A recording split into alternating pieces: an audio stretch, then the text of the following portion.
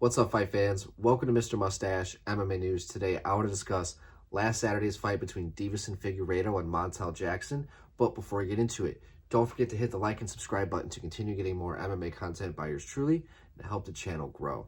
All right, guys, getting right into it. Figgy defeats Montel in a pretty fun back and forth fight. Figgy, the first two rounds was definitely, fast, explosive. He was able to really break that distance and reach that Montel is able to utilize in most of his fights.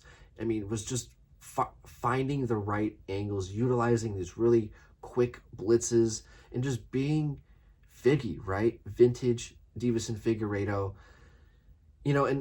His age started to show because he is 37 years old. And as the fight went on, you saw him slow down, right? And you saw Montel start landing some better shots, start finding more success, fighting his fight a little bit more.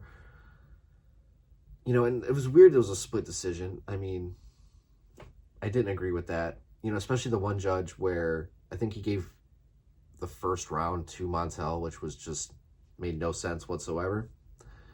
But for Figgy to go out there and, after having two losses in a row, and it's, it was two losses in a row, but it was to Peter Yan and Corey Sandhagen, right? Like, you can't hang your head on either of those losses. So for him to not let those losses get to him and then to come back after that knee injury so quickly and to find success, get the victory, didn't seem like he really took too much damage. Called for the title shot, didn't make sense. I think he called also for the rematch with Peter Yan. I don't think that made sense either. I like to see something new with Figgy at 135. I think with him having the two losses against Sandhagen and Yan just shows he's not. You really have to have some lapping done at the title area for Figgy to get his shot now, like an injury or some sort. But I'd like to see him against O'Malley. Is that weird to think? But I would like to see O'Malley versus Figueiredo. I think that would be a great fight, fun fight. I don't think we're going to see Sandhagen versus O'Malley. I don't think we're going to... Yeah, I just don't see that fight. As much as I want to see it, I don't think we're going to see it. And I think if O'Malley does come back, I think a guy like Figgy is a perfect comeback fight for Sean O'Malley.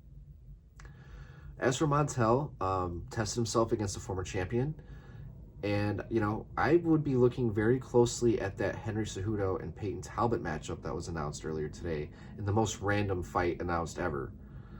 But I think that would be... I think if he takes the winner of that, I think Cejudo said he's on his last fight.